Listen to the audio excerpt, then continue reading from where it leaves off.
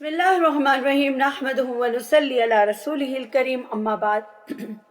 رب اشرح لی صدری ویسر لی امری واحلل عقدۃ من لسانی یفقہوا قولی۔ سب سے پہلے اپنے اس چینل پر جس کا نام قرآن تعلیم و ادب ہے، میں آپ سب کا اسلامی طریقے سے استقبال کرتی ہوں۔ السلام علیکم ورحمۃ اللہ وبرکاتہ۔ جیسے کہ آپ جانتے ہیں کہ ہمارا ایک سلسلہ جو کہ مطالب قرآن کے نام سے ہماری تفسیر چل رہی ہے، اس میں ہم نے پہلا جو پارہ ہے جز اول اس کو کمپلیٹ کر چکے ہیں الحمدللہ۔ آج سے ہم لیں گے دوسرا پارہ۔ یہاں پر اللہ تعالیٰ فرماتے ہیں سَيَقُولُ السُّفَهَاءُ مِنَ النَّاسِ مَا وَلَّهُمْ عَنْ قِبْلَتِهِمُ الَّتِي كَانُوا عَلَيْهَا وَقُلِ اللَّهِ الْمَشْرِقُ وَالْمَغْرِبُ يَهْدِي مَن يَشَاءُ إِلَىٰ صِرَاطٍ مُّسْتَقِيمٍ۔ ان قریب نادان لوگ کہیں گے کہ جس قبلے پر یہ تھے اس سے انہیں کس چیز نے ہٹایا ہے۔ آپ کہہ دیجئے کہ مشرق اور مغرب کا مالک اللہ تعالیٰ ہی ہے۔ یہاں پر دیکھیے جب حضرت صلی اللہ علیہ وسلم مکہ سے ہجرت کر مدینہ تشریف لے گئے تو وہاں پر 16 یا 17 مہینے تک بیت المقدس کی طرف رخ کر کے نماز پڑھتے رہے،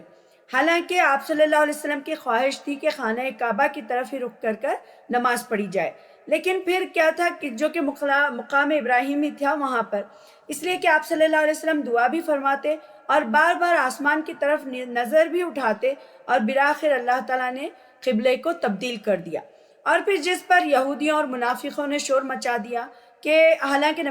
نماز اللہ کی ایک عبادت ہے، اور عبادت میں جو بندہ ہوتا ہے، جو عابد ہوتا ہے، جس طرح حکم ہوتا ہے اسی طرح کرنے کا وہ پابند ہوتا ہے، اس میں کوئی چینجز یا اپنی طرف سے کوئی چیز ڈالنے کا حق وہ نہیں رکھتا۔ اس لیے جس طرف اللہ نے رخ پھیر دیا اسی طرف پھر جانا ضروری تھا۔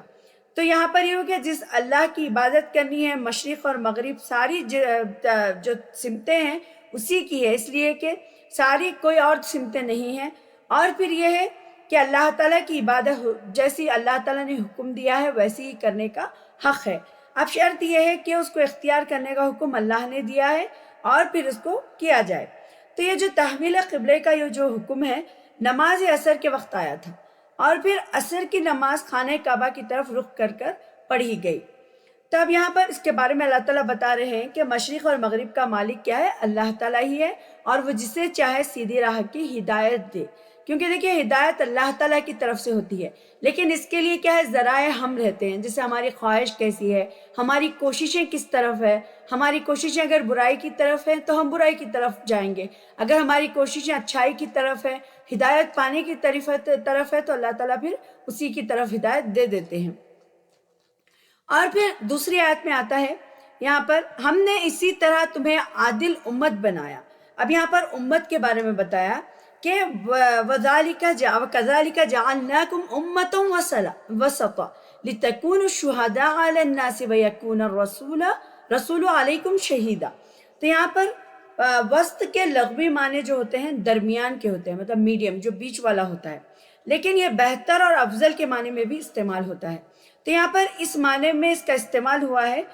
کہ جس طرح تمہیں بہت سے بہتر قبلہ عطا کیا گیا، اسی طرح تم سے پہلے امت کو بھی بنایا گیا تھا۔ مقصد یہاں پر یہ ہے کہ تم لوگوں پر گواہی دو۔ اب اللہ تعالیٰ یہاں پر بتا رہے ہیں کہ تم کو جو بہتر امت جو بنایا، افضل امت بنایا، اس کا مقصد یہ ہے کہ تم لوگوں پر گواہی دو، جیسا کہ دوسرے مقام پر اللہ تعالیٰ نے فرمایا سورۃ الحج کی آیت نمبر 78 میں آتا ہے رسول تم پر اور تم لوگوں پر گواہ ہو۔ یعنی اس کی وضاحت بعض احادیث میں اس طرح آتی ہے کہ جب اللہ تعالیٰ پیغمبروں سے قیامت والے دن پوچھے گا کہ تم نے میرا پیغام لوگوں تک پہنچایا تھا، تو وہ سب اس بات میں اپنا سر ہلائیں گے جواب میں کہ یس۔ اللہ تعالیٰ فرمائے گا تمہارا کوئی گواہ ہے؟ وہ کہیں گے ہاں۔ پھر محمد صلی اللہ علیہ وسلم اور ان کی امت، کیونکہ امت گواہی دے گی تو اس لیے اس کا ترجمہ عادل امت یعنی عادل سے کیا گیا ہے۔ تو اس کے معنی کیا ہے؟ وسط کے، اعتدال کے بھی کیے گئے ہیں۔ یہاں امت کیا ہے؟ معتدل، یعنی اس میں جو ہے بیچ والی یعنی وسط والی، یہ اسلام کی تعلیمات کے اعتبار سے ہے، اور یہ کیا ہے؟ اس میں اعتدال ہے۔ اور پھر دیکھیے آگے کی آیت میں اللہ تعالیٰ فرماتے ہیں آگے تاکہ تم لوگوں پر گواہ ہو جاؤ اور رسول صلی اللہ علیہ وسلم تم پر گواہ ہو جائیں گے۔ جس قبلے پر تم پہلے سے تھے اسے ہم نے صرف اس لیے مقرر کیا تھا کہ ہم جان لیں کہ رسول کا سچ تابعدار کون ہے، سچا تابعدار، اور کون ہے جو اپنی ایڑیوں کے بل پلٹ جاتا ہے۔ یعنی یہاں پر اللہ تعالیٰ کیا کر رہے ہیں، چیک کرنا چاہتے ہیں کہ یہ قبلہ جب بدل جاتا ہے تو ایک اس کا مقصد بیان کیا گیا کہ مومنین اور صادقین جو ہوں گے تو وہ رسول صلی اللہ علیہ وسلم کے اشارے کے مطابق کیا ہے، وہ منتظر رہا کرتے تھے، اس لیے ان کے لیے تو ادھر ادھر جانا کوئی مشکل معاملہ نہیں تھا۔ لیکن ایک مقام پر تو آئین نماز کی حالت میں جبکہ وہ رکوع میں تھے تو یہ حکم پہنچنا تو کیا تھا، انہوں نے رکوع میں اپنا رخ خانہ کعبہ کی طرف پھیر لیا تھا۔ تو یہ مسجد جو ہے مسجد قبلتین، یعنی وہ مسجد جس میں ایک نماز میں دو قبلوں کی طرف رخ کر کے پڑھی گئی تھی۔ ایسا ہی واقعہ مسجد قباء میں بھی ہوا۔ تو یہاں پر یہ معلوم ہوا کہ اللہ تعالیٰ نے فرمایا اس کا مطلب یہ ہے کہ ہم اہل یقین کو اہل شک سے علیحدہ کر دیں تاکہ لوگوں کے سامنے بھی دونوں قسم کے لوگ واضح ہو جائیں۔ یعنی اب پہلے کیا تھا، مسلمان، مشرکین، منافقین سب کیا ہے مل جل کر رہتے تھے، لیکن جب اللہ تعالیٰ آہستہ آہستہ آیتیں نازل کر کے ان کو الگ کرنا چاہتے ہیں، اور پھر آگے کی آیت میں پھر آگے آتا ہے کہ گویا کام مشکل ہے مگر جنہوں نے اللہ نے ہدایت دی ہے جنہیں، اور ان پر کوئی مشکل نہیں ہے کہ اللہ تعالیٰ تمہارا ایمان ضائع نہ کر دے۔ یعنی یہاں پر کہ بعض صحابہ کرام کے ذہن میں یہ اشکال پیدا ہوا کہ جو صحابہ جو تھے بیت المقدس کی طرف رخ کر کے نماز پڑھنے کے زمانے میں کیا ہے فوت ہو چکے تھے، یا ہم جتنے عرصے اس طرف رخ کر کے نماز پڑھ رہے تھے یہ ضائع ہو گئے ہیں۔ تو ان کو یہ کیا تھا، ایک ڈاؤٹ، ایک کشمکش ان کے دماغ میں یہ تھی، تو یہ شاید ان کا ثواب نہیں ملے گا۔ تو اللہ تعالیٰ نے فرمایا کہ نمازیں ضائع نہیں ہوں گی، تمہیں پورا ثواب ملے گا۔ یہاں نماز کو ایمان سے تعبیر کر کے یہ واضح کر دیا اللہ تعالیٰ نے کہ نماز کے بغیر ایمان کی کوئی حیثیت نہیں ہے، اور پھر ایمان تبھی معتبر ہوگا جب نماز اور دیگر احکام الہی کی پابندی کی جائے گی۔ پھر آگے اللہ تعالیٰ فرماتے ہیں کہ اللہ تعالیٰ لوگوں کے ساتھ شفقت اور مہربانی کرنے والا ہے، اور پھر آگے آتا ہے کہ ہم آپ کے چہرے کو بار بار آسمان کی طرف اٹھتے ہوئے دیکھ رہے ہیں، اب ہم آپ کو اس قبلے کی جانب متوجہ کریں گے جس سے آپ خوش ہو جائیں گے۔ آپ اپنا منہ مسجد حرام کی طرف پھیر لیں، اور آپ جہاں کہیں ہوں اپنا منہ کیا ہے اسی طرف پھیرا کریں۔ اہل کتاب کو اس بات کی طرف سے برحق ہونے کی قطعی علم ہے۔ تو یہاں پر کیا ہے، اہل کتاب کے مختلف جو صحیفوں میں اور خانہ کعبہ کے قبلہ آخر انبیاء ہونے کی کیا ہے واضح اشارات یہاں پر موجود ہیں، اس لیے کہ اس کا برحق ہونا اور انہیں یقینی طور پر معلوم ہونا، اور پھر ان کا نسلی غرور اور جو حسد تھا وہ کیا ہے قبول حق سے رکاوٹ بن گیا تھا، اس لیے وہ کیا ہے حق بات کو قبول نہیں کرتے تھے۔ اور اللہ تعالیٰ ان اعمال سے غافل نہیں جو یہ کرتے ہیں، اور آپ اگر چاہے اہل کتاب کو تمام دلیلیں دیں دیں لیکن وہ آپ کے قبلے کی پیروی نہیں کریں گے، کیونکہ یہاں پر کیا ہے یہود کی مخالفت تو حسد اور عناد کی بنا پر تھی نبی صلی اللہ علیہ وسلم سے، اس لیے دلائل کا ان پر کوئی اثر نہیں ہوگا۔ گویا اثر پذیری کے لیے کیا ہے ضروری ہے کہ انسان کا دل کیا ہے صاف ہو، اور وہ پھر اس بات کو قبول کرنے کی کوشش کرے۔ اور بھی یہاں پر کیا، اور نہ آپ ان کے قبلے کو ماننے والے ہیں، کیونکہ آپ صلی اللہ علیہ وسلم وحی الہی کے پابند تھے، اللہ تعالیٰ نے جو وحی بھیجنا تھا وہ لوگ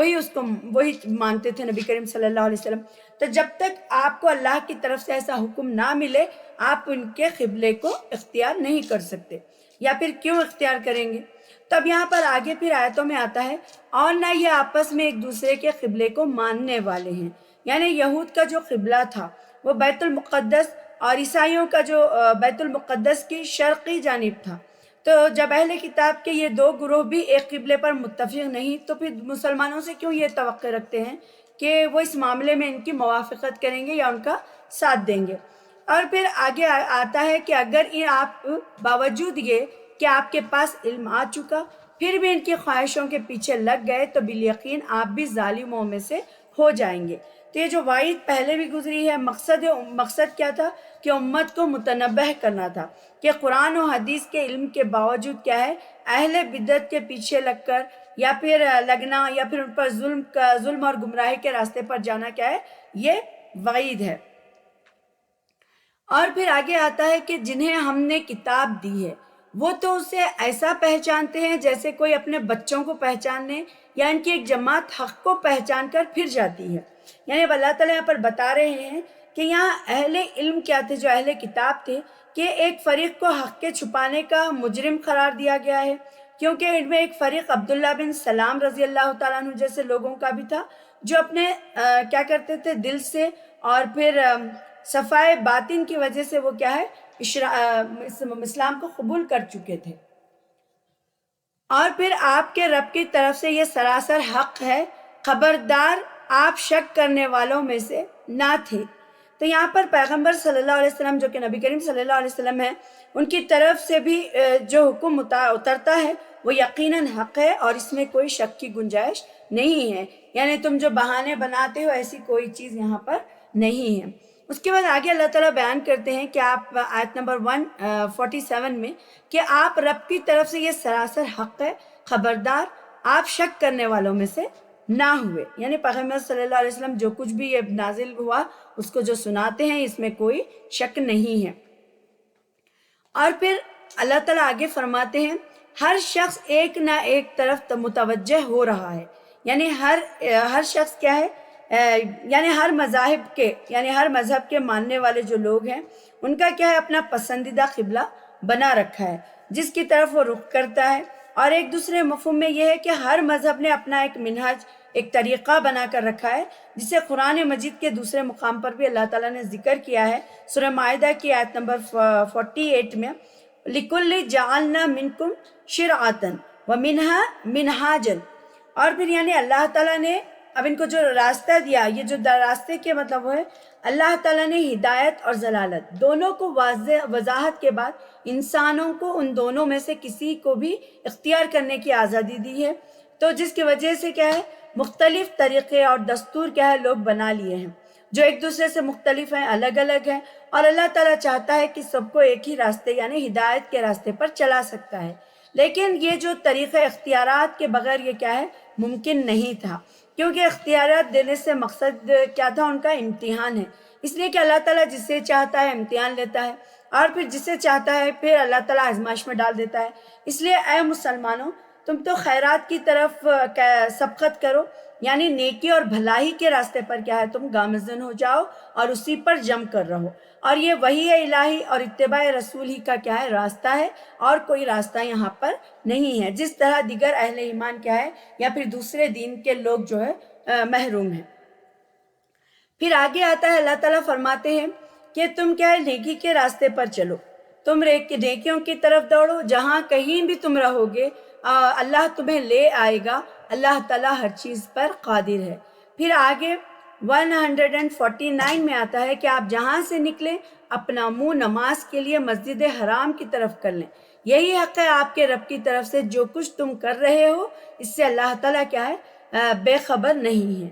یعنی اللہ تعالیٰ سے کوئی چیز بھی چھپی ہوئی نہیں ہے۔ پھر آگے کی آیت میں آتا ہے 150 میں، اور جس جگہ سے آپ نکلیں اپنا منہ مسجد حرام کی طرف پھیر لیں، اور جہاں کہیں تم ہو اپنے چہرے اسی کی طرف کیا کرو۔ یعنی یہاں پر اللہ تعالیٰ حکم دے رہے ہیں کہ قبلے کی طرف منہ پھیرنے کا حکم 3 مرتبہ دہرایا گیا ہے۔ تو یہاں پر 3 مرتبہ اس لیے دہرایا گیا، یا تو اس کی تاکید کے لیے، یا پھر اس کی اہمیت کو واضح کرنے کے لیے، یا یہ چونکہ نسخہ حکم کا پہلا تجربہ تھا، اسی لیے ذہنی جو اندر کی جو کشمکش یا خلجان جو تھا ان کے دلوں میں اس کو دور کرنے کے لیے یہ ضروری تھا کہ اسے بار بار دہرا کر دلوں میں جو تھوڑی سی بھی وہ ہے اس کو دور کر دی جائے۔ اب ایک علت نبی کریم صلی اللہ علیہ وسلم کی مرضی اور خواہش تھی، وہاں اسے بیان کیا، اور دوسری طرف کیا بیان کیا، ہر اہل ملت اور صاحب دعوت کے لیے کیا ہے، ایک مستقل مرکز کا وجود ہے وہاں پر، اور وہاں سے دہرایا۔ اور تیسری علت کیا ہے کہ مخالفین کے اعتراضات کا ازالہ ہے یہاں پر، اور وہاں اسے بیان کیا گیا ہے تاکہ لوگوں کی کوئی حجت تم پر باقی نہ رہے۔ یعنی یہاں پر یہ کہ اہل کتاب میں نہ کہہ سکیں کہ ہماری کتابوں میں ان کا قبلہ خانہ کعبہ ہے، اور نماز یہ بیت المقدس کی طرف پڑھتے ہیں۔ تو یہاں پر اور بتایا گیا کہ سوائے ان لوگوں کے جنہوں نے ان میں سے ظلم کیا ہے، یعنی یہاں پر کون لوگ تھے، یہاں ظالموں سے مراد معاندین یعنی اناد کرنے والے، اور پھر اہل کتاب میں سے جو لوگ تھے جس کے اندر عناد تھا، اور یہ وہ جاننے کے باوجود بھی کہ پیغمبر صلی اللہ علیہ وسلم کا قبلہ خانہ کعبہ ہی ہوگا، اور پھر وہ یہ ہے کہ حسد اور عناد کہیں گے کہ جو حاسد لوگ تھے وہ کہیں گے کہ بیت المقدس کے بجائے خانہ کعبہ کو اپنا قبلہ بنا کر یہ کیا ہے، پیغمبر صلی اللہ علیہ وسلم کو بالآخر اپنی آبائی دین، جو ان کے باپ دادا کا جو دین تھا اسی کی طرف مائل ہو گیا۔ اور پھر بعض کے نزدیک اس سے مراد مشرکین مکہ بھی تھے۔ اور پھر اللہ تعالیٰ نے فرمایا کہ سوائے ان لوگوں کے جنہوں نے ان میں سے ظلم کیا ہے، اور پھر تم ان سے نہ ڈرو۔ اب اللہ تعالیٰ پر بتا رہے کہ ظالموں سے نہ ڈرو، یعنی مشرکوں کی باتوں کی پرواہ مت کرو۔ انہوں نے کہا تھا کہ محمد صلی اللہ علیہ وسلم نے ہمارا قبلہ تو اختیار کر لیا، یقیناً ہمارا دین بھی اپنا لے گا، تو مجھے یہی ڈر رہو کہ جو پہلے رسولوں کو بھیجا اور ہماری آیتیں تمہارے سامنے تلاوت کرتا تھا اور تمہیں پاک کرتا تھا اور تمہیں کتاب و حکمت اور وہ چیزیں سکھاتا جن سے تم بے علم تھے۔ اور پھر اللہ تعالیٰ فرماتے ہیں کہ اس لیے کہ تم میرا ذکر کرو، میں بھی تمہیں یاد کروں گا، اور میری شکر گزاری کرو اور ناشکری سے بچو۔ تو یہاں پر یہ کہ پس ان نعمتوں پر میرا ذکر اور شکر ادا کرو، یعنی پہلے کی آیت میں اللہ تعالیٰ نے فرمایا کہ کما جس طرح کے پہلے کے لوگ جو کلام آیا تھا، یعنی تمام نعمت اور توفیق، یہ ہدایت تمہیں اس طرح ملی جس طرح اس سے پہلے تمہارے اندر تم میں سے ایک رسول کو بھیجا تھا، یا پھر تمہارا تزکیہ کرتا تھا اور کتاب اور حکمت کی تعلیم دیتا تھا، اور جن کا تمہیں علم نہیں وہ سکھاتا تھا۔ تب اللہ تعالیٰ یہاں پر فرمانے کہ پس اس کی وجہ کیا ہے، تم ان نعمتوں پر میرا ذکر اور شکر کرو، کفران نعمت مت کرو۔ اور پھر ذکر کا مطلب ہر وقت اللہ تعالیٰ کو یاد کرنا، اور پھر اس کی تسبیح اور اس کی تحلیل اور اس کی تکبیر بیان کرو۔ شکر کا مطلب اللہ کی دی ہوئی قوتوں کو اور پھر اللہ کی دی ہوئی توانائیوں کو اس کی اطاعت میں صرف کرنا، اور پھر خداداد قوتوں کو اللہ کی نافرمانی میں صرف کرنا، یہ اللہ کی ناشکر گزاری ہے اور کفران نعمت ہے۔ تو شکر کرنے پر مزید احسانات کی وعید کیا ہے، ناشکری پر عذاب شدید کی وعید ہے۔ یعنی سورۃ الابراہیم کی آیت نمبر 7 میں آتا ہے لَإِن شَكَرْتُمْ لَيَزِيدَنَّكُمْ وَلَإِن كَفَرْتُمْ إِنَّ عَذَابِي لَشَدِيدٌ، یعنی اگر تم شکر ادا کرو گے تو میرا اللہ تعالیٰ فرماتے ہیں کہ میرا کیا ہے، اللہ تعالیٰ اس کو بڑھا کر دیں گے، اور اگر ناشکری کریں گے تو اللہ تعالیٰ کا عذاب کیا ہے، پھر سخت ہے۔ پھر آگے اللہ تعالیٰ فرماتے ہیں کہ ایمان والو، صبر اور نماز کے ذریعے سے مدد چاہو۔ صبر اور نماز کے ذریعے سے کیا ہے، مدد چاہو۔ اللہ تعالیٰ صبر کرنے والوں کے ساتھ ہے۔ یعنی انسان کی دو ہی حالتیں ہوتی ہیں، ایک آرام والی اور راحت والی، اور نعمت والی یا تکلیف اور پریشانی والی۔ تو یہاں پر نعمت میں شکر الہی کی جو تلقین، اور جو تکلیف میں صبر اور اللہ تعالیٰ سے جو مدد کی تاکید کی گئی ہے۔ حدیث میں ہے کہ مومن کا معاملہ بھی کیا ہے، عجیب ہے، اسے خوشی پہنچتی ہے تو اللہ کا شکر ادا کرتا ہے، اور جب تکلیف پہنچتی ہے تو صبر کرتا ہے۔ دونوں ہی حالتیں اس کے لیے کیا ہے، خیر ہیں، جیسا کہ یہ جو حدیث میں نے ابھی پڑھی یہ صحیح مسلم کی ہے۔ تو اس کے بعد صبر کی دو قسمیں ہوتی ہیں۔ اب ایک رہتا ہے ایک محرمات پر اور معاصی کی ترک اور اس سے بچنے پر اور لذتوں کی قربانی پر، اور پھر عارضی فائدوں کے نقصان پر انسان صبر کرتا ہے۔ اور دوسرا کیا ہے، احکام الہی کے بجا لانے میں جو تکلیفیں، جو مصیبتیں، جو مشکلیں وہ اٹھاتا ہے، انہیں صبر اور ضبط سے برداشت کرتا ہے۔ اور بعض لوگوں نے اس کو اس طرح تعبیر بھی کیا ہے کہ اللہ تعالیٰ کی پسندیدہ باتوں پر عمل کرنا چاہیے، اور وہ نفس اور بدن پر کتنی ہی گراں گزر جائے، ہم کو کتنا بھی مشکل لگے کہ اس پہ عمل کرنا، لیکن اللہ تعالیٰ کے لیے سب کرنا، اور اللہ تعالیٰ کی ناپسندیدہ باتوں سے بچنا، اور پھر چاہے خواہشات اور لذت اس کی طرف کیا ہے، کتنا ہی کھینچتی کیوں نہ ہو۔ ابن کثیر اس کی تفسیر ایسے بیان کرتے ہیں۔ اور پھر اللہ تعالیٰ کی راہ میں شہیدوں کو مردہ مت کہو، وہ زندہ ہیں لیکن تم نہیں جانتے۔ تو یہاں پر شہداء کو مردہ نہ کہنا اور ان کے اعزاز و تکریم کے لیے، یعنی ان کی عزت کے لیے، ان کی تعظیم کے لیے، کہ یہ زندگی برزخ کی زندگی ہے جسے ہم سمجھنے سے کیا ہے، قاصر ہے، اور یہ کہ زندگی اعلیٰ قدر مراتب اور پھر مومنین حتیٰ کہ کفار کو بھی حاصل ہے۔ شہید کی جو روح ہے، اور بعض روایت میں مومنین کی روح بھی ایک پرندے کی سینہ یا جنت میں جہاں چاہتی ہے پھرتی رہتی ہے، اس کے بارے میں بھی کیا ہے آتا ہے۔ جیسے کہ ہم دیکھتے ہیں کہ اللہ تعالیٰ فرماتے ہیں یہاں پر کہ ہم کسی نہ کسی طرح تمہاری آزمائش ضرور کریں گے، اور پھر دشمن کے ڈر، کبھی دشمن کے ڈر سے، کبھی بھوک سے، پیاس سے، کبھی مال و جان اور پھلوں کی کمی سے، اور ان صبر کرنے والوں کو خوشخبری دے دیجیے۔ پھر اللہ تعالیٰ یہاں پر 156 آیت میں فرماتے ہیں، جنہیں جب کبھی کوئی مصیبت آتی ہے تو کہہ دیا کرتے ہیں کہ ہم تو خود اللہ تعالیٰ کی ملکیت ہیں اور ہم اسی کی طرف لوٹنے والے ہیں۔ اور پھر یہاں پر اللہ تعالیٰ فرماتے ہیں، ان پر ان کے رب کی نوازشیں اور رحمتیں ہیں، اور یہی لوگ ہدایت یافتہ ہیں۔ تو یہاں پر کیا ہوا، ان آیات میں صبر کرنے والوں کے لیے اللہ تعالیٰ نے خوشخبری سنائی ہے۔ کیا خوشخبری اللہ تعالیٰ نے سنائی ہے؟ کہ حدیث میں نقصان کے وقت انا للہ و انا الیہ راجعون کے ساتھ اللہم اجرنی فی مصیبتی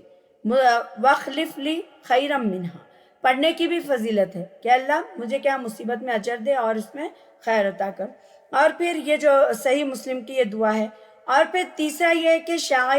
شاعرتن کی جمع ہے۔ دیکھیے اب یہاں پر آگے آیتوں میں آتا ہے کہ اللہ تعالیٰ فرماتے ہیں اب یہاں پر صفا اور مروہ اللہ تعالیٰ کی نشانیوں میں سے ہیں، یعنی یہاں پر صفا اور مروہ، یہاں پر جو ذکر آیا ہے صفا اور مروہ کے درمیان کیا ہے صحیح کرنا، اور پھر حج کا ایک رکن اللہ تعالیٰ نے قرار دیا ہے، اور وہ رکن کیا ہے لیکن قرآن کے جو الفاظ ہیں کوئی گناہ نہیں ہے اس سے۔ بعض صحابہ کرام کو یہ شبہ ہوا کہ شاید ضروری نہیں ہے یعنی صفا اور مروہ پر چلنا، تو حضرت عائشہ رضی اللہ تعالیٰ عنہ کی علم میں جب یہ بات آئی تو انہوں نے فرمایا کہ اگر اس کا یہ مطلب ہوتا تو پھر اللہ تعالیٰ یوں فرماتا فلا جناح علیہ لا یطوف بہما، اگر ان کا طواف نہ کرتے تو کوئی گناہ نہیں ہے۔ پھر اس کے شان نزول بیان فرمائے کہ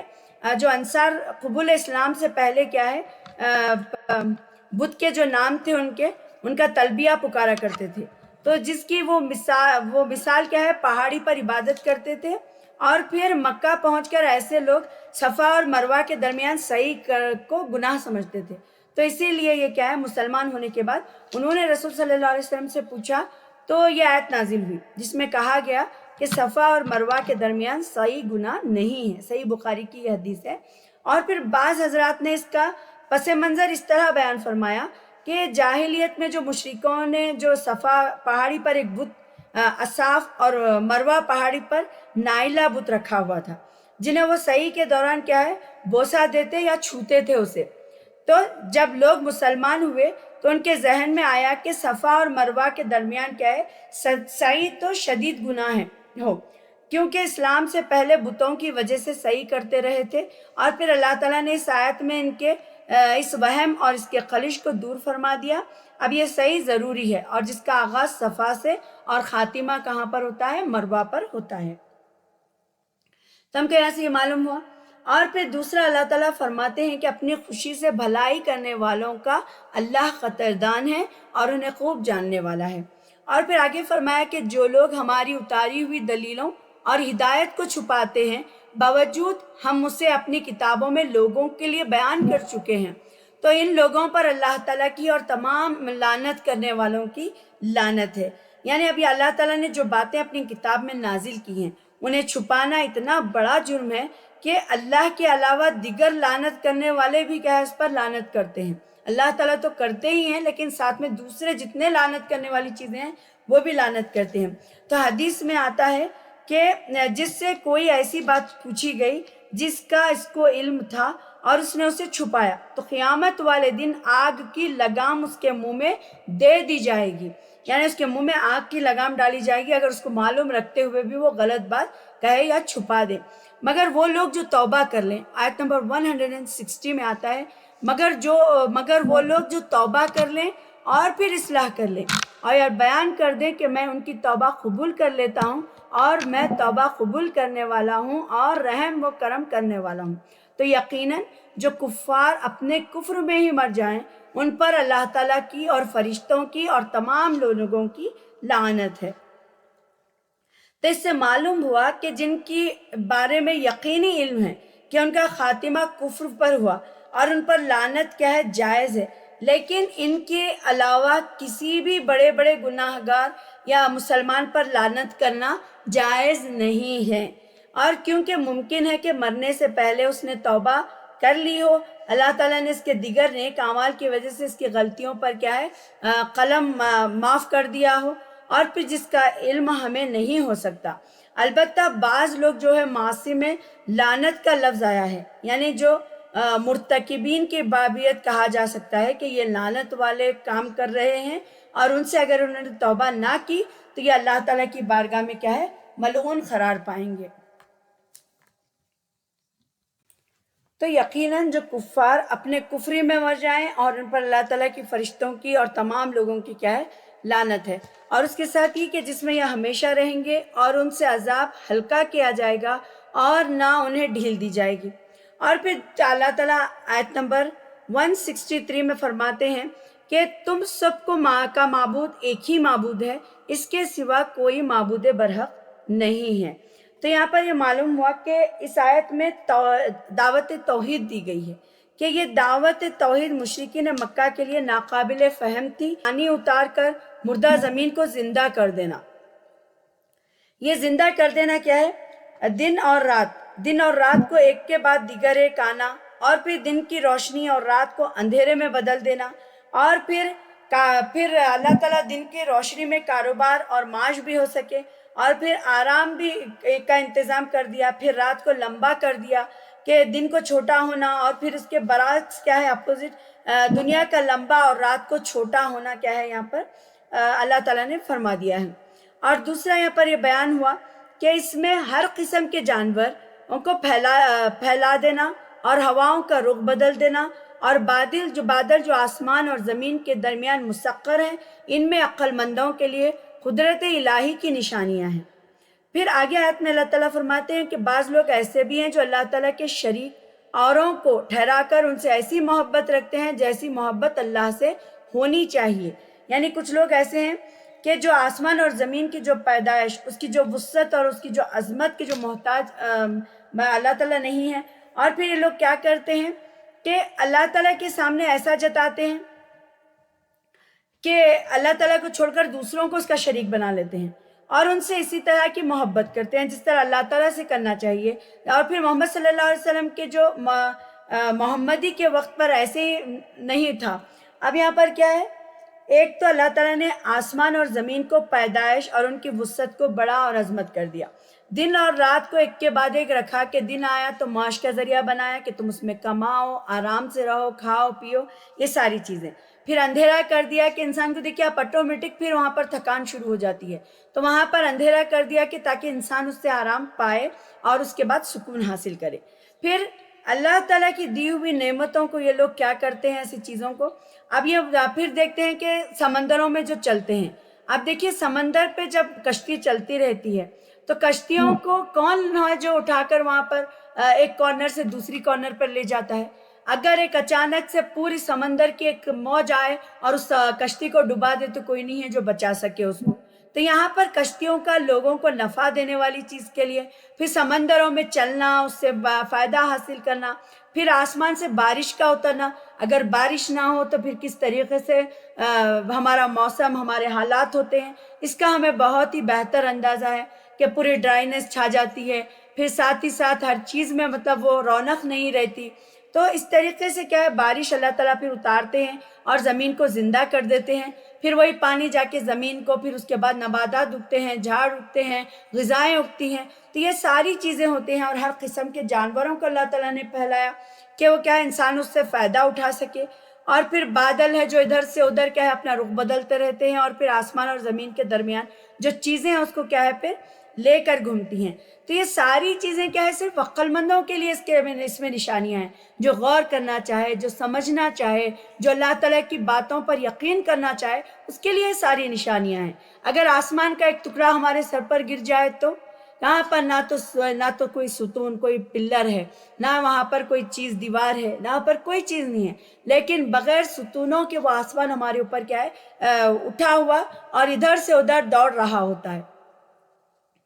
اور پھر آگے کی آیتوں میں آتا ہے کہ اس کے باوجود کیا ہے، بعض لوگ ایسے بھی ہیں کہ جو اللہ تعالیٰ کی شریک اور اوروں کو ٹھہرا کر اللہ تعالیٰ کی جو محبت ہے وہ کسی اور کو شریک ٹھہرا کر دیتے ہیں، اور پھر اس سے ایسی محبت کرتے ہیں جیسے کہ ان سے مطلب اللہ تعالیٰ سے جو محبت کرنے کا حق اللہ تعالیٰ نے رکھا ہے، وہ محبت وہ کیا ہے، غیر اللہ کو دے دیتے ہیں۔ اور ایمان والے اللہ کی محبت میں بہت سخت ہوتے ہیں، یعنی جو یہ محبت کرنے والے جو لوگ ہیں، یہ جو مشرکین ہیں، وہ لوگ کیا ہے، اللہ تعالیٰ کے ساتھ شریک تو کرتے ہیں لیکن ایمان والے سے نہیں ہوتے۔ ایمان والے اللہ کی محبت میں بہت سخت ہوتے ہیں، یعنی وہ کسی قسم کا کوئی کمپرومائز نہیں کرتے۔ تو تاہم اہل ایمان کو مشرکین کے اپوزٹ کیا ہے، اللہ تعالیٰ ہی سے بہت زیادہ محبت ہوتی ہے، کیونکہ مشرکین جب سمندر کے پار جاتے ہیں تو سمندر کے پار وہ جا کر کیا کرتے ہیں، وہاں پر کبھی کوئی کشتی پھنس جائے یا پھر جب سمندر میں وہ پھنس جائیں تو کیا ہو جاتے ہیں، وہاں پر انہیں اپنے معبود، سارے معبودوں کو وہ بھول کر ایک اللہ کی طرف آتے ہیں، یعنی وہ اللہ مطلب اللہ تعالیٰ کو پکارنے لگتے ہیں صرف ایک اللہ کی طرف ہو کر۔ اور پھر آگے آیت میں آتا ہے کہ اللہ تعالیٰ، یہ ساری باتوں کا خلاصہ یہ ہے کہ مشرکین جو تھے وہ سخت مصیبت میں مدد کے لیے صرف ایک ہی اللہ کو پکارتے تھے، لیکن جو مومن ہوتے ہیں وہ کیا کرتے ہیں، ہمیشہ اللہ تعالیٰ کی طرف رجوع کرتے ہیں۔ ایسا نہیں کہ آپ کو کوئی مصیبت آئی، گئے درگاہوں پر جا کر کسی کو مانگے یا پھر ان سے دعائیں چاہے یا ان کو کسی کا وسیلہ بنا دیے یا پھر وہ ذریعہ، کیونکہ اللہ تعالیٰ ہماری رگ رگ سے واقف ہے، اللہ تعالیٰ ہمارے شہرک سے بھی قریب ہے، تو کیا اللہ تعالیٰ ہماری پکار کو سننے والا نہیں ہے؟ پھر ایسی کیا ضرورت ہے کہ ہمیں دوسرے کافر اور دوسرے مشرکوں کو یا پھر دوسری چیزوں کو اللہ تعالیٰ کا شریک بنایا جائے؟ اللہ تعالیٰ جو خود کہتے ہیں کہ جب بندہ مجھے پکارتا ہے تو میں اس کے قریب ہوں، اور پھر جب میں اس کو وہ پکارتا ہے تو میں اس کا جواب دیتا ہوں۔ تو اللہ تعالیٰ کیا ہے، کبھی کوئی دعا لیٹ قبول ہوتی ہے، کوئی دیر سے جلدی ہو جاتی ہے، تو یہ ساری چیزیں ہوتی ہیں، لیکن اس کا مطلب یہ نہیں ہے کہ انسان کیا ہے، راہ راستے بھٹک جائے اور پھر دوسرے طریقے اختیار کرنے لگ جائے۔ پھر آگے آتا ہے، اللہ تعالیٰ فرماتے ہیں کہ جس وقت پیشوا لوگ، یعنی اب یہاں پر ہو کہ کاش کے مشرک لوگ کیا ایمان والے محبت میں بہت سخت ہوتے ہیں، کاش کے مشرک لوگ جانتے، جبکہ اللہ کے عذاب کو دیکھ کر جان لیں گے کہ تمام طاقت اللہ ہی کو ہے اور اللہ تعالیٰ سخت عذاب دینے والا ہے، اور تو ہرگز شرک نہ کرتے، یعنی جب ان کو افسوس ہوگا کہ کاش ہم یہ کام نہیں کرتے۔ جس وقت پیشوا لوگ، یہاں پر 166 میں آتا ہے کہ جس وقت پیشوا لوگ اپنے تابع داروں سے بیزار ہو جائیں گے اور عذاب کو اپنی آنکھوں سے دیکھ لیں گے اور کل رشتے ناطے ٹوٹ جائیں گے، تو وہاں پر کیا ہوگا، انسان کے ساتھ وہ تابع دار لوگ جو ان کی فرما برداری سمجھ کے کرتے تھے، کہنے لگے کہ کاش ہم دنیا کی طرف دوبارہ جائیں تو ہم بھی ان سے ایسے ہی بیزار ہو جائیں گے جیسے یہ ہم سے بیزار ہیں۔ کیونکہ اب جیسے کسی نے عیسیٰ علیہ السلام کو بیٹا اللہ تعالیٰ کا بنا دیا، نعوذ باللہ، یا پھر کوئی پتھروں کی پوجا کر دی یا پھر کوئی چیزوں کی، تو وہ لوگ سارے جو اولیاء اللہ کی جو جو عبادت کرتے ہیں، جو ان کی دعائیں مانگتے ہیں، وہ سارے لوگ جب دیکھیں گے قیامت کے دن جن کی وہ عبادت کر رہے تھے، جن کو وہ اللہ تعالیٰ کا شریک ٹھہرا رہے تھے، وہی لوگ ان سے بیزار ہیں، تو وہ کہیں گے کہ کاش ہم کو معلوم ہوتا اور ہم دنیا کی طرف بھیجے جاتے تو ہم بھی کیا ہے ان سے ایسے ہی بیزار ہو جاتے جیسے یہ ہم سے ہیں۔ اسی طرح اللہ تعالیٰ نے ان کے اعمال دکھائے گا اور ان کے حسرت دلانے کو یہ ہرگز جہنم سے نہ نکلیں گے، یعنی اب وہ کتنی بھی حسرت کر لیں، آخرت میں پیروں کی اور جو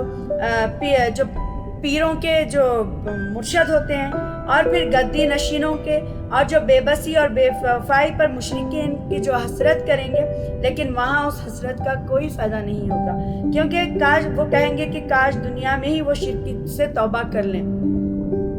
تو یہاں پر اللہ تعالیٰ دنیا میں ہی موقع دیتے ہیں بندوں کو۔ یہاں پر دیکھیں اتنی صاف صاف آیتیں لکھی گئی ہیں کہ اللہ تعالیٰ اس دن بتا رہے ہیں کہ کوئی کسی کے کام نہیں آئے گا، اور پھر ان کے حسرت کرنے لگیں گے اور یہ ہرگز جہنم سے نہ نکلیں گے، تو اس وقت پھر کیا فائدہ ہے؟ تو اگر ایسی کوئی چیز ہمارے اندر ہے تو ہمیں اللہ تعالیٰ سے توبہ کرنی چاہیے اور اللہ تعالیٰ کی خالص اللہ کی عبادت کرنی چاہیے، اور کسی اور کے ساتھ ہم اللہ تعالیٰ کی عبادت یا اس کو شریک نہیں ٹھہرا سکتے، اور اللہ تعالیٰ اس چیز کو ناپسند کرتا ہے، بلکہ یہ اللہ تعالیٰ کے ساتھ ظلم ہے جو یہ لوگ کرتے ہیں، اور اللہ تعالیٰ اس ظلم کو کبھی بھی معاف نہیں کرتے۔ پھر آگے اللہ تعالیٰ فرماتے ہیں یا ایھا الناس کلوا مما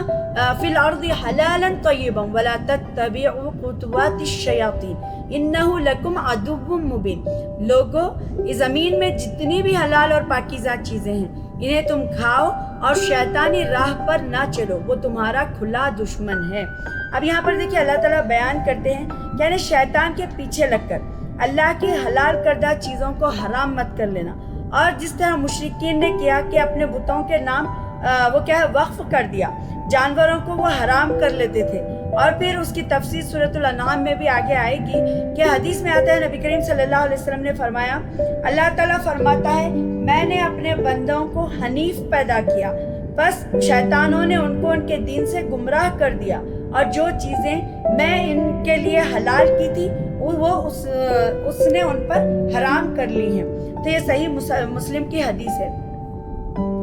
تو یہاں پر اللہ تعالیٰ نے حکم دیا، جیسے ہم دیکھا حلالاً طیبہ، کیا ہے یہاں پر کھاؤ پیو، کھیتی باڑی اور جانوروں کے حلال ہونے کو یہاں پر بیان کر اللہ تعالیٰ نے بیان کیا. اور پھر یہ بھی کہا کہ جب مکہ کے لوگ تھے تو اے مکہ والوں کھیتی اور جانوروں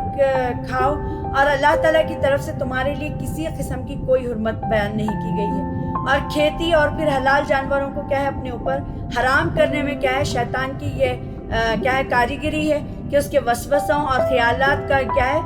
پیروی نہ کرو. اور پھر اس کے دشمنی واضح اور ظاہر ہے، اور شیطان کیا ہے برے کاموں کا اور گناہوں کا اور ایسے چیزوں میں جھوٹ بولنے کی کیا ہے وہ ترغیب دیتا ہے، چوری کرنے کا. تو یہ ساری چیزیں اس میں کیا ہے پھر آتی ہیں. اور پھر انسان کو ڈر بھی نہیں ہوتا کہ وہ کہاں پر کیا ہے چوری کر رہا ہے یا پھر برے کام دا راہوں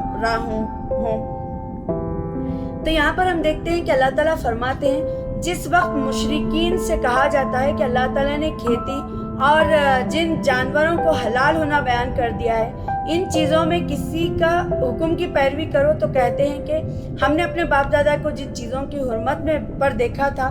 اور پھر ہم اس پر قائم رہیں گے. اور کیا آپ کے باپ دادا ایسے نہیں تھے؟ یقیناً آپ کے باپ دادا بھی ایسے ہی کرتے تھے کہ وہ دین اور کسی بھی نبی کی سنت کا کچھ بھی علم نہ تھا، پھر بھی وہ لوگ کیا کرتے ہیں، پھر تم ایسے ان آبا کی اتباع کرتے ہو. اور ایک تفسیر اس کی یہ بھی بیان کی گئی ہے کہ ان کے جو آبا کو ناامور دینے کی کیا ہے عقل دیا اور نہ ہی کسی نبی کی سنت پر عمل کرنے والے تھے. تو پھر یہ لوگ کیا ہے اپنے جو آبا و اجداد ہے کس بنیاد پر ان کی اتباع کرتے ہیں. اور پھر ایک تفسیر یہ بھی بیان کی گئی ہے کہ ان کے جو آبا نہ دین سے واقف ہے اور نہ کسی نبی کی سنت پر عمل پیرا ہے، پھر یہ لوگ کس بنیاد پر کیا ہے ان کی بات مانتے ہیں. تو یہاں پر یہ معلوم ہوا. اور ایک شان نزول آتا ہے یہاں پر، تو اللہ تعالیٰ نے فرمایا کہ کفار اور مشرکین جو کفار ہے، کفار کی مثال ان جانوروں کی طرح ہے جو اپنے چرواہے کی طرف پکار اور آواز ہی کو سنتے ہیں، سمجھتے نہیں ہیں. وہ بہرے، گونگے اور اندھے ہیں، انہیں عقل نہیں ہے. یعنی ان کافروں کی مثال جنہوں نے تقلید کی ہے اور پھر اپنے آبا کی جو تقلید کی ہے یعنی اپنے باپ داداؤں کی، اور پھر اپنی عقل اور فہم کی جو کیا ہے نہیں رکھتے، ان جانوروں کی طرح ہیں جن کو چرواہا بلاتا اور پکارتا رہتا ہے، لیکن وہ جانور کیا ہے آواز تو سنتے ہیں لیکن یہ نہیں سمجھتے کہ انہیں کیوں بلایا اور پکارا جا رہا ہے. تو سیم ان کی مثال کیا ہے وہ چرواہے کی ہے. اس طرح یہ مقلدین بھی کیا ہے بہرے ہیں کہ حق کی آواز نہیں سنتے، گونگے ہیں کیونکہ ان کے حق کی ان کے آواز سے نہیں نکالتے، اندھے ہیں کہ حق کے دیکھنے سے عاجز ہیں، یعنی بے عقل ہے کہ دعوت حق اور دعوت توحید اور پھر سنت کو سمجھنے سے کیا ہے وہ لوگ خاصر ہیں. تو یہاں دعا سے قریب ان کی آواز اور پھر ندا سے دور کی آواز مراد ہے یہاں پر.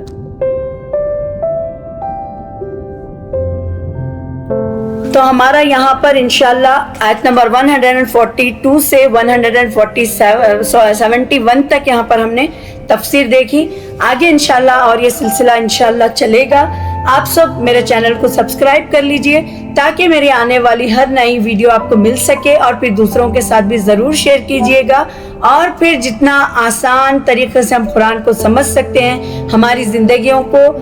بدلا سکتے ہیں. ہم اللہ تعالیٰ سے دعا کریں گے کہ اللہ تعالیٰ ہماری زندگیوں کو قرآن کا نمونہ بنائے، اور اللہ تعالیٰ ہمیں پسند اپنے وہ کام کروائے جس سے اللہ تعالیٰ ہمیں پسند کرتے ہیں. ہماری اور ہمارے مرحومین کی اللہ تعالیٰ مغفرت فرمائے اور پھر ہم سب کو جنت الفردوس میں اعلیٰ مقام عطا فرمائے. آمین. وآخر دعوانا ان الحمدللہ رب العالمین. سبحانک اللہم و بحمدک